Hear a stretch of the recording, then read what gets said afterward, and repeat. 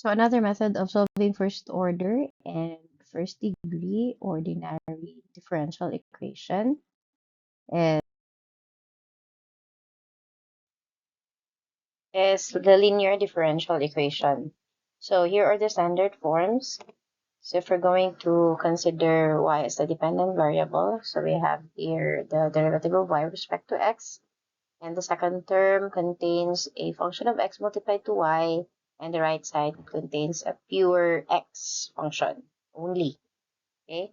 Or if x is the dependent variable, then the second term contains a pure function of y multiplied to x, as in x only, and then the other side of the equation is containing a pure y function. So here are the corresponding integration factors. So for the first one, where y is the dependent variable, so it's e to the integral of p of x dx. And for the second one, it's p of y dy. And we're going to use that integrating factor in finding the general solution to the differential equation.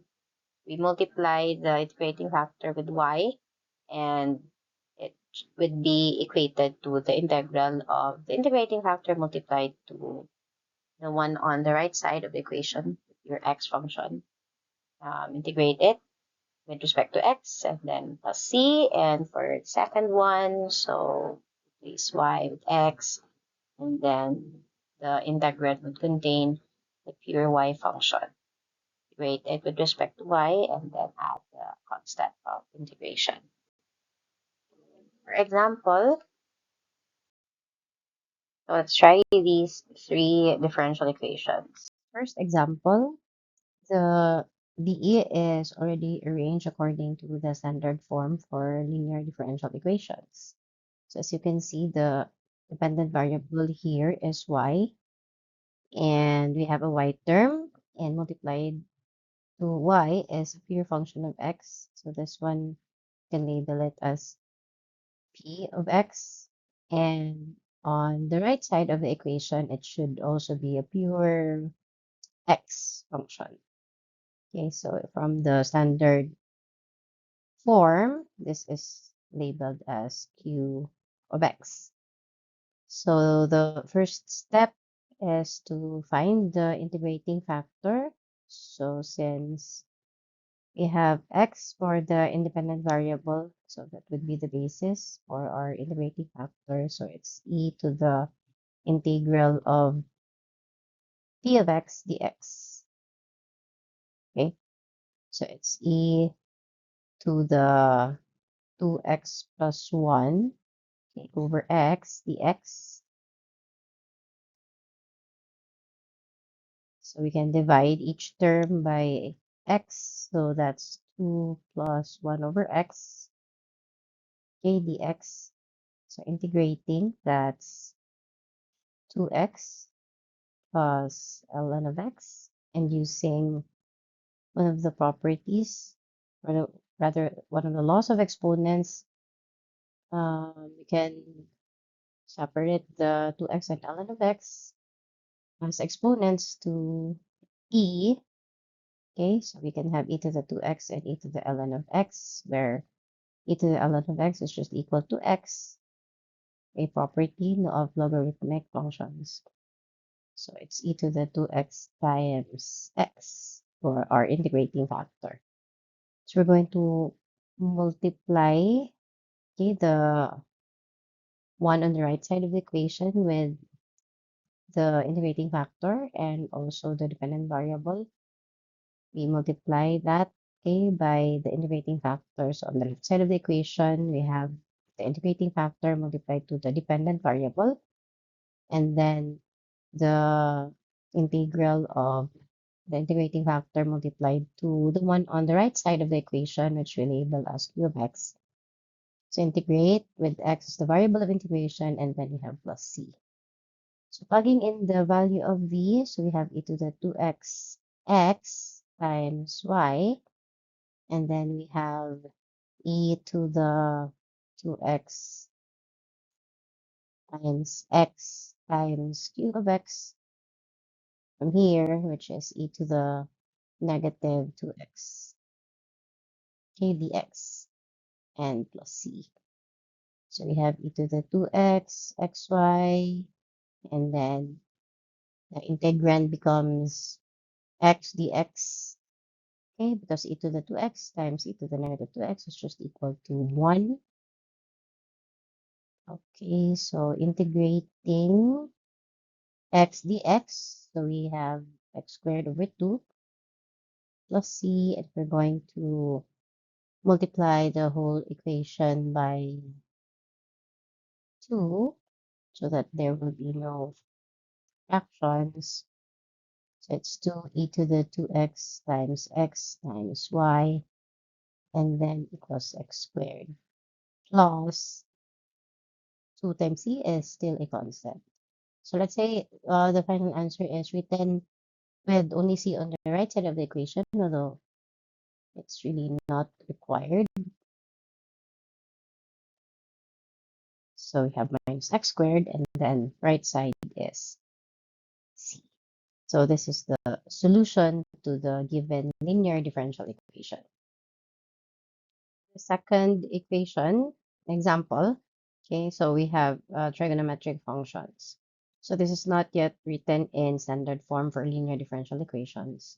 So let's arrange first, okay, the expressions. So it's either y or x for the dependent variable. So if we're going to analyze, okay, so if our target would be dx to dy, okay, where x is the dependent variable, so meaning we would be dividing the entire equation by this expression, leading to 1 plus cosine x divided by many terms.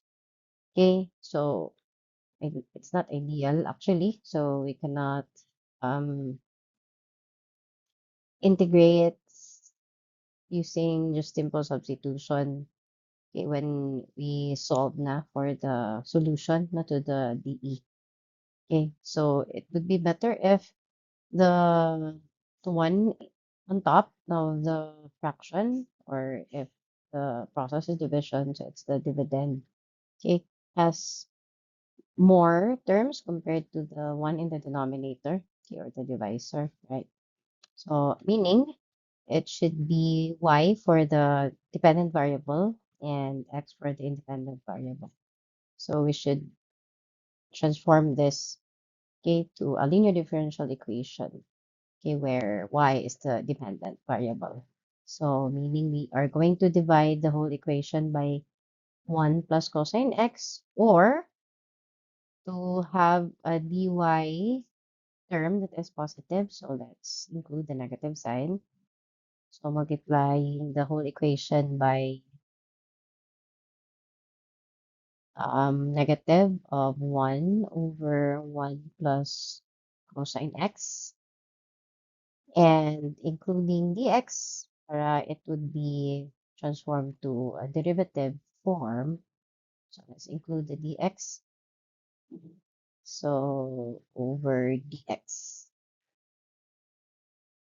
All right, so meaning the sine of x plus sine of x times cosine of x minus y, okay, is going to be divided by 1 plus cosine x, and we still have this sine of x on top,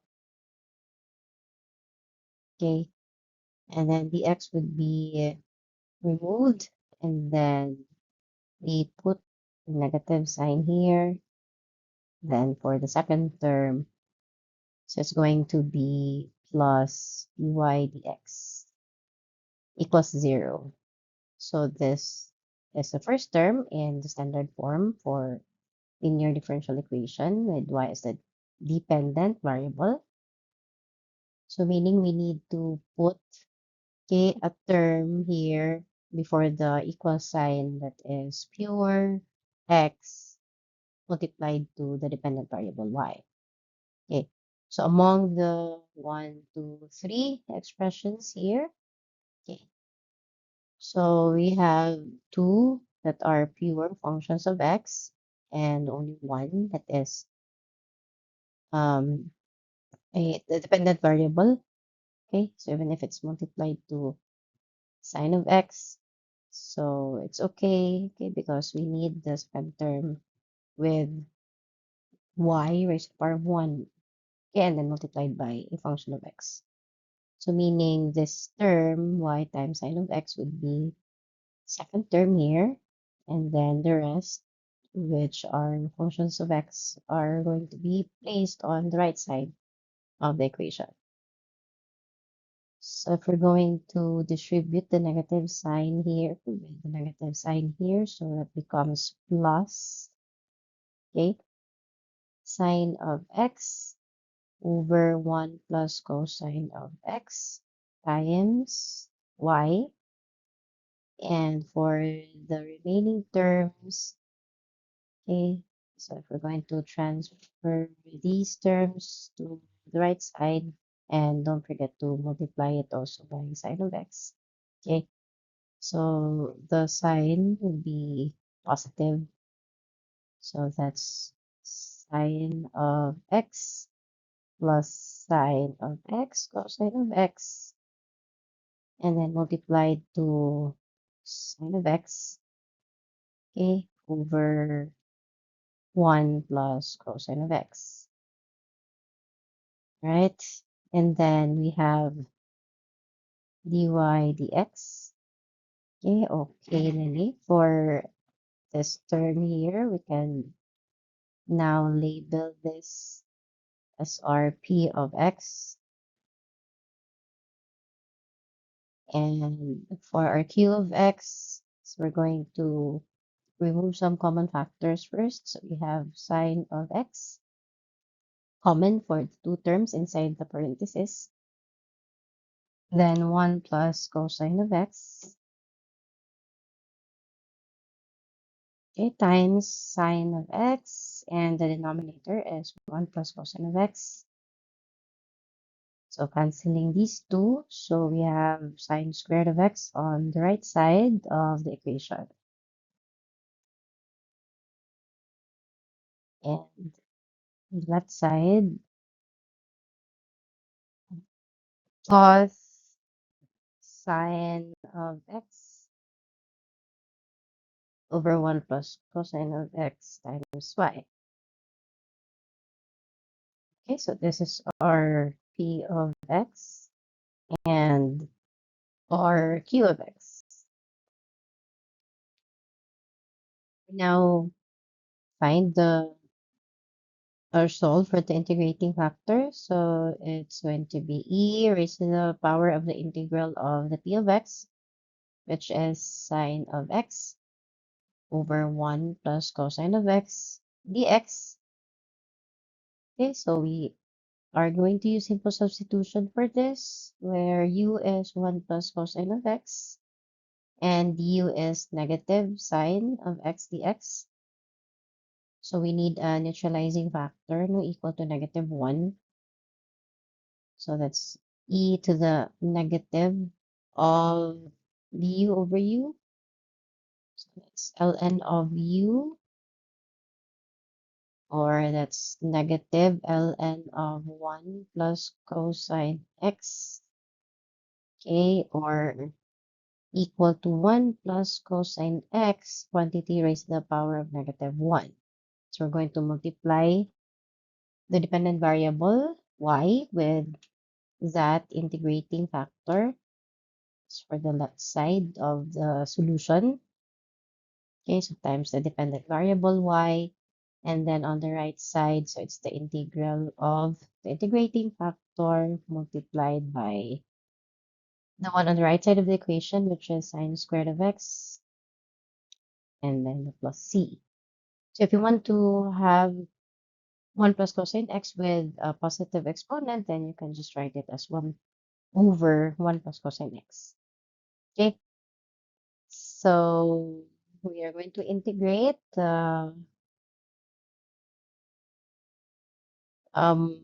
this integrand. So let's transfer the 1 plus cosine x in the denominator. And then the sine squared x, okay, using one of the Pythagorean identities is equal to 1 minus cosine squared x. So I am simultaneously transforming the integrand into integrable form and um, yeah, transferring no the 1 plus cosine x to the denominator and use the Pythagorean identity such that 1 plus cosine x will be removed from the denominator because it is a common factor with the numerator. So these are the factors for the difference between two squares. So we can cancel out, okay, these, leaving 1 minus cosine x in the integrand. So integrating it, okay, it's x minus sine. Okay, integral of cosine is sine of x. Okay, and then it's the same expression on the left side. So let me copy it. So actually, this is already the solution to the given linear differential equation. Okay, because it does not have derivatives and differentials anymore, and there's already the arbitrary constant. Okay, but if you want to make some modifications in your answer, especially if the teacher requires you to have positive exponents only, okay, or maybe only C, okay, or the C term must be on the right side of the equation. So you need to follow the requirements, okay, set by the teacher. But this is already an acceptable answer. So para lang, ano, so that we'll have a uniform final answer. So let's have a 1 plus cosine x multiplied to all, okay, the terms in the equation, okay, para the left side will have y only. So meaning each of the terms here, okay, will be multiplied by 1 plus cosine x. And let's say I'll put only the c term on the right side of the equation. So I'm distributing the 1 plus cosine x. Okay, so leaving only c times 1 plus cosine x on one side of the equation. So the rest is transferred to the left side. So it's either group together other expressions or you can remove the grouping symbol, okay, and distribute or I mean multiply, okay, the two expressions, but it's not necessary. So you can have this as your final answer or this one or even this one.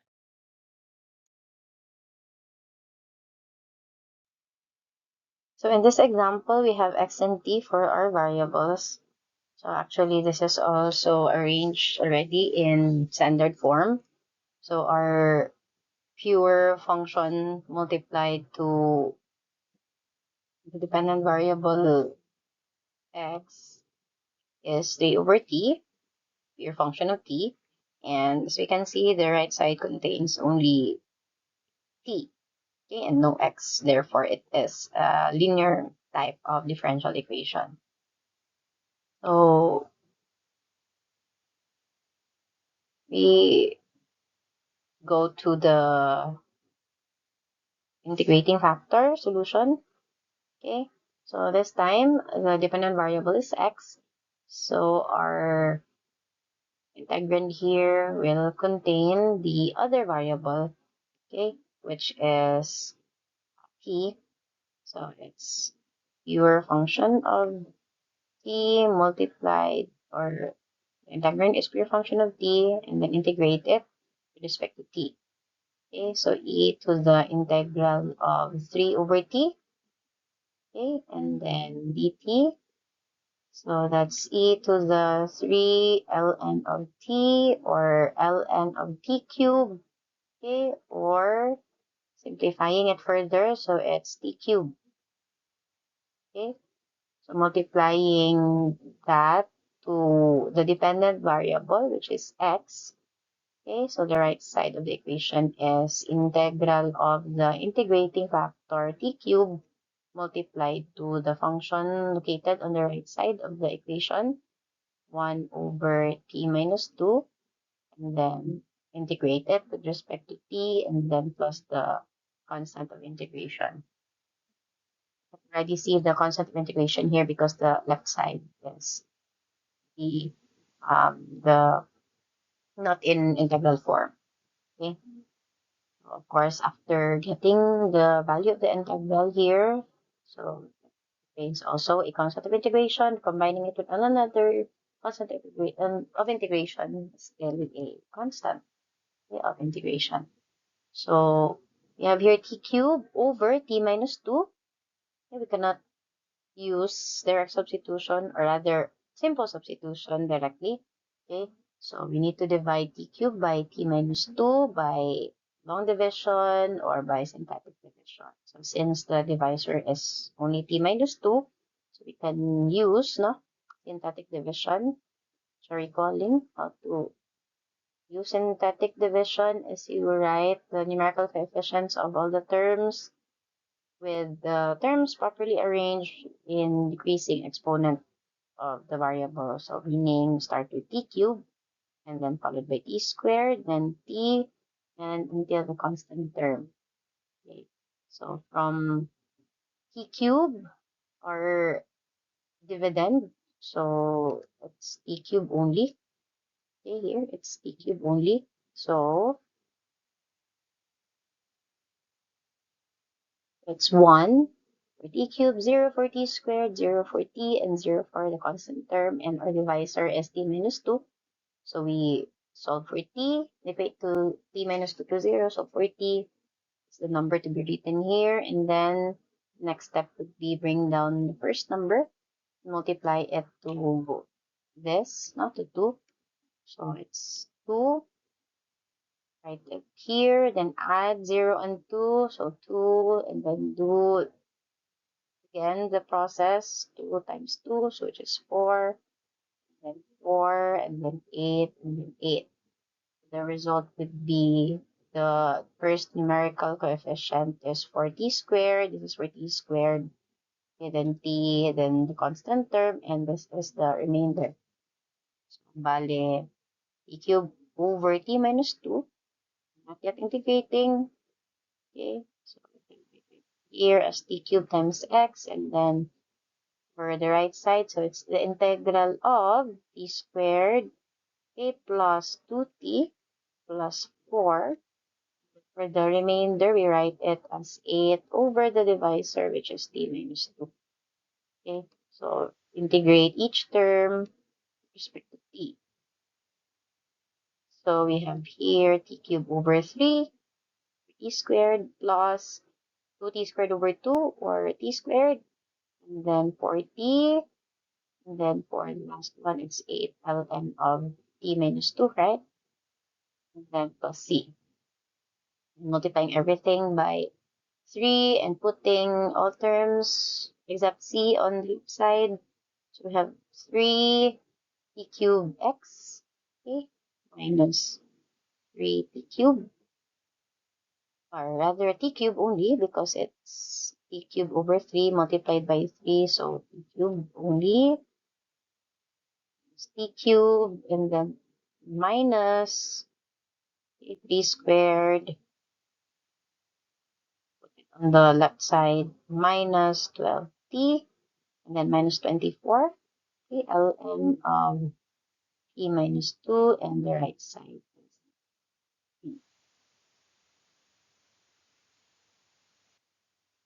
So this is the general solution to the given differential equation.